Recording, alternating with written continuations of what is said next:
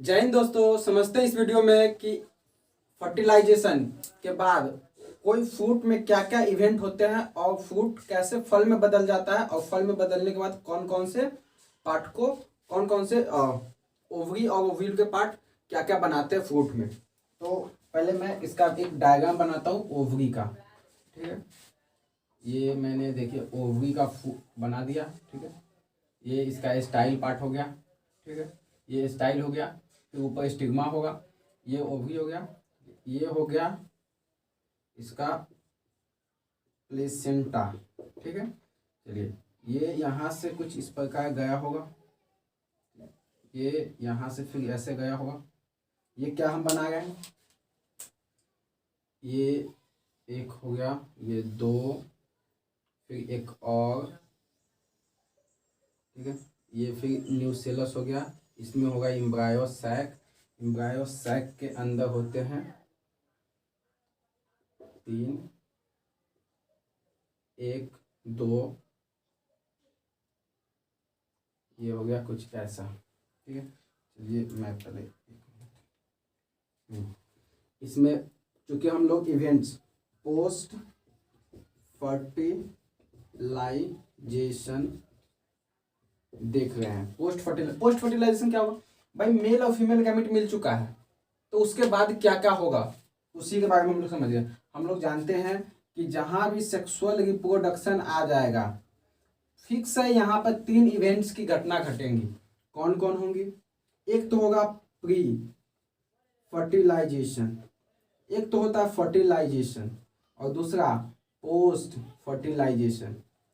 देखिए इसमें इसके बारे में हम लोग पढ़ लिए। इसमें क्या थे याद कीजिए प्रीवियस क्लास, इसमें हम लोग इसमें आता है गैमिटोजेनेसिस। गैमिटोजेनेसिस यानी मेल गैमिट बन चुका है, ये फीमेल पार्ट, ये फीमेल का साइन होता है तो फीमेल गैमिट बन चुका है, फिर मेल गैमिट भी बना दिए थे।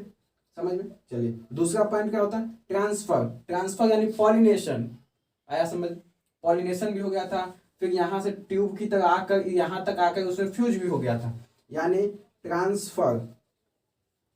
ट्रांसफर तक हम इसमें पढ़ते हैं। ठीक है, फर्टिलाइजेशन इसमें क्या होगा, एग्जैक्ट फीमेल पार्ट और मेल पार्ट में फ्यूजन होगा इसमें। अब यहाँ तक तो हम लोग पढ़ लिए हुए हैं। ठीक है, इसी में आ रहा है डबल फर्टिलाइजेशन। अब इसके बाद यानी कि पोस्ट फर्टिलाइजेशन, इतना हो जाने के बाद इसमें कौन क्या क्या क्या हो गया होगा उसी के बारे में हम लोग समझेंगे इस वीडियो में। ठीक है, तो मैं पहले रफ कर देता हूँ, चलिए और इसमें समझते हैं। पहले इसको लेवल में कर देता हूँ। ठीक है, इसको बोलते हैं क्या, ओवरी, याद आया। इसको बोलते थे ये पूरे पार्ट को ओव्यूल, OVULE, ओव्यूल। ठीक है, हाँ यहाँ देखिए ये पार्ट और ये इंटेगुमेंट, मैं अब यहाँ पर दोनों को एक ही नहीं लिखकर अलग अलग लिखूंगा क्योंकि हम यहाँ जानेंगे। ये होता है आउटर इंटेग्यूमेंट, आउटर इंटेगुमेंट। अच्छा ये करता क्या है जब बन गया, ठीक है, तो ये बनाता है outer seed coat. Outer seed के पास जो कोट होता है ऊपर से लेयर उसका, तो उसमें दो लेयर होता है, तो आउटर जो होता है ना वो सीड कोट कौन बनाता है, आउटर इंटेगुमेंट। अच्छा तो इसको हम लोग बोलते हैं टेस्टा। टेस्टा याद रखिएगा। ठीक है, चलिए इनर वाले में आइए, inner integument. Inner integument obvious ही बात है, जब वो आउटर इंटेगुमेंट आउटर सीड बनाया तो ये क्या बनाएगा, ये कन्वर्ट हो जाता है, यहाँ मैं लिख देता हूँ फॉर्म्स बनाता है। ये क्या कहता है, फॉर्म्स इनर सीड कोट। अच्छा इनर सीड कोट को क्या कहते हैं, तो टेग्यूमेंट। ये याद रखना इंपॉर्टेंट है, पूछा हुआ है, ये पॉइंट पूछ दिया गया हुआ है। ठीक है, चलिए तो कोई गारंटी नहीं, इसके बारे में भी पूछा जा सकता है। ये सब क्या थे, ये एंटीपोडल सेल, याद आया कुछ, हाँ एंटीपोडल सेल ये तो थे, लेकिन कब थे, प्री फर्टिलाइजेशन से पहले। अभी क्या है, डीजेनरेट,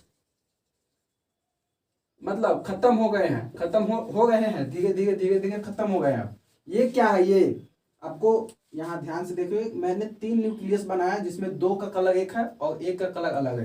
क्यों, क्योंकि ये नीचे वाला एक हो गया उसमें मेल गैमिट और दो हो गया सेंट्रल सेल का न्यूक्लियस जिसको सेकेंडरी न्यूक्लियस बोलते हैं। ये क्या करेगा, ये बनाएगा पेन, पेन नहीं होता है, प्राइमरी एंडोस्पर्म न्यूक्लियस।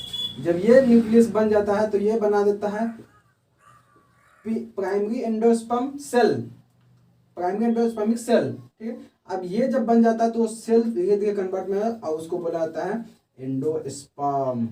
ठीक है, तो अच्छा ये बनता ये क्यों बना, ये ट्रिपल फ्यूजन के फलस्वरूप बना है।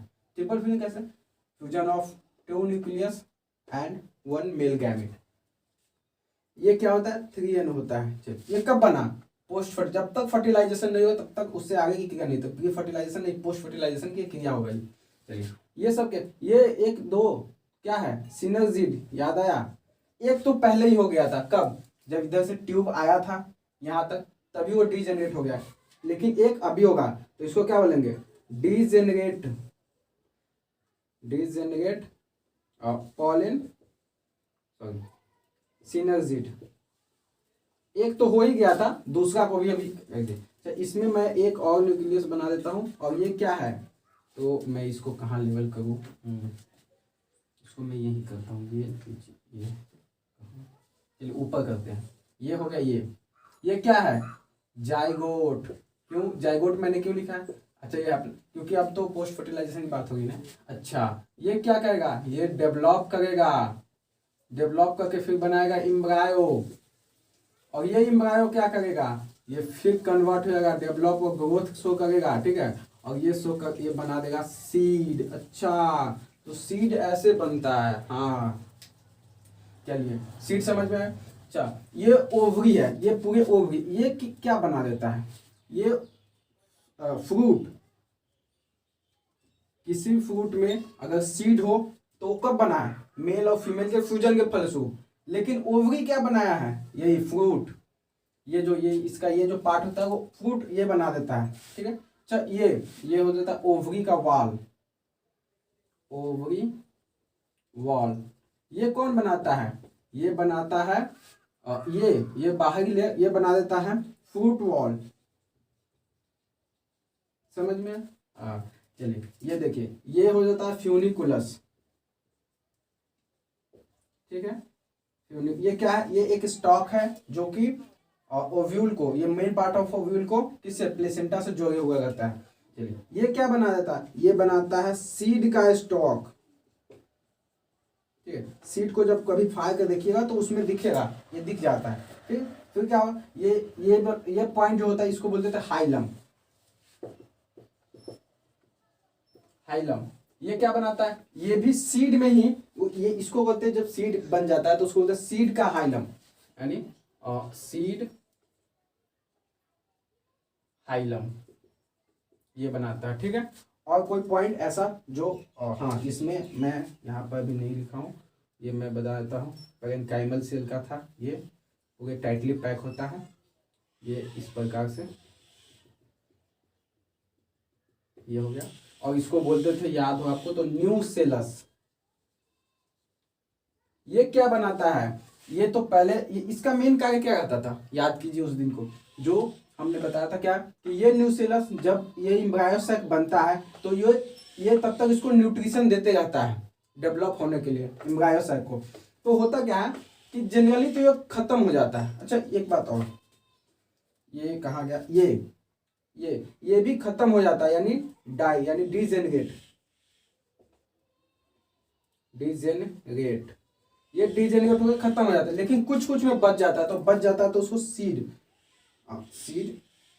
साल्ट साफ क्या लिखा गया है, सीड्स फ्यूनिकुलस, फ्यूनिकुलस। ठीक है, चलिए यहाँ पर देखिए ये मैं कहाँ था, हाँ ये न्यूसेलस ये क्या करता है, ये जनरली तो इसको ना पूरा जो न्यूट्रिशन पैरेन्काइमल सेल का जो पैक था वो सब इसको खाना बनाने के लिए मतलब न्यूट्रिशन देते हैं तो उसको खत्म कर देते हैं, लेकिन कुछ में ये बच जाता है। तो ये तो मैं लिख देता हूँ रिमेन इन सम फ्रूट। अब जिस फ्रूट में रह जाता है उसको बोलते हैं क्या, उसको बोलते, अच्छा ये तो सीड है ना, सीड में बचेगा तो उसको बोले जाता है पेरीस्पर्मिक सीड। क्या बोलेंगे, इसको बोला जाता है पेरिस्पर्मिक सीड। कोई अगर पूछे स्पर्मिक सीड, अगर डिफिनीशन क्या होगा पेरिस्पर्मिक सीड का, when nucellus is persist यानी रिमेन है, किसमें है, in the seed is known as perispermic seed. अच्छा, इसको देखा किसमें गया है, ब्लैक पेपर, काला मरीच, बीट रूट, ठीक है, ये दोनों इसमें इसके मुख्य एग्जाम्पल है, इंपॉर्टेंट भी है, पूछा भी जाता है। ये ब्लैक पेपर से कई बार क्वेश्चन आए हुए हैं, उससे पूछा जाता है कि इनमें से किसमें पेरिस्पर्मिक सीड देखा जाता है, तो ये इसमें, ठीक है। चलिए और कुछ पॉइंट जो छूट गया हो, लगभग मैंने इसमें सारे पॉइंट को, अच्छा ये हो गया चलाजा पॉइंट, चलाजा पॉइंट यानी पोल, और ये हो गया माइक्रोपाइल पोल, ठीक है। अच्छा, ये सब क्या कहते हैं, ये सब रिमेन रहते हैं, क्योंकि ये पोल है, ये एक पॉइंट है, उस पॉइंट को बोलेंगे। मान लीजिए कि ये अपर पॉइंट है लोअर पॉइंट, तो आज नहीं, ये इसको कितना भी तोड़ फोड़ के बगोबा कर दे या इसका शेप चेंज कर दे, ये भी अपर पॉइंट होगा, नीचे लोअर पॉइंट होगा। उसी प्रकार जब ये सीड बन जाते हैं तो इसको जो ये जहां से, अच्छा यहीं पे फ्यूजन हुआ है तो यहीं से ग्रोथ होना स्टार्ट हो जाता है, ठीक है। अगर कोई बीज उल्टा, ये तो हम लोग एनाट्रोपस बनाए, एनाट्रोपस ओव्यूल, तो ये इधर से ये जो भी फूल बनता है, सॉरी, उसको अगर रोपे तो उसको फिर उल्टा करके रोपा जाता है बीज, तो होता क्या, यहीं से अपना ये ग्रोथ शो करता है, और ग्रोथ शो करके ये पूरे प्लांट का रूप ले लेता है, ठीक है। चलिए इसमें एक और पॉइंट मैं यहाँ पर कहाँ गया, ये एंडोस्पर्म। देखिए ये एंडोस्पर्म का मेन कार्य क्या होता है, इसको तो ये इसको खाना देता है, और ये तब तक खाना देता है जब तक ये सीड का निर्माण न कर ले, ठीक है। तो ये अपना जीवन इसको खाना देते देते खत्म कर देता है।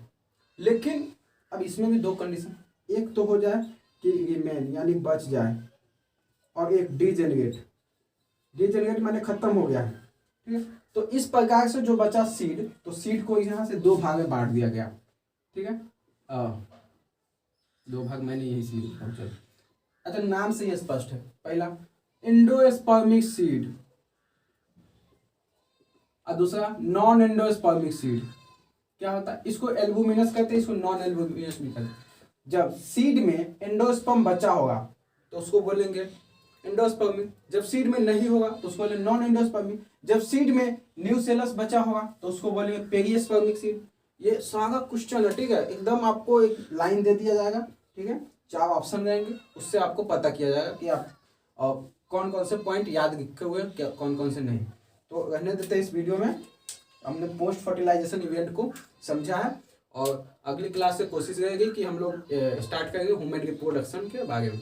धन्यवाद।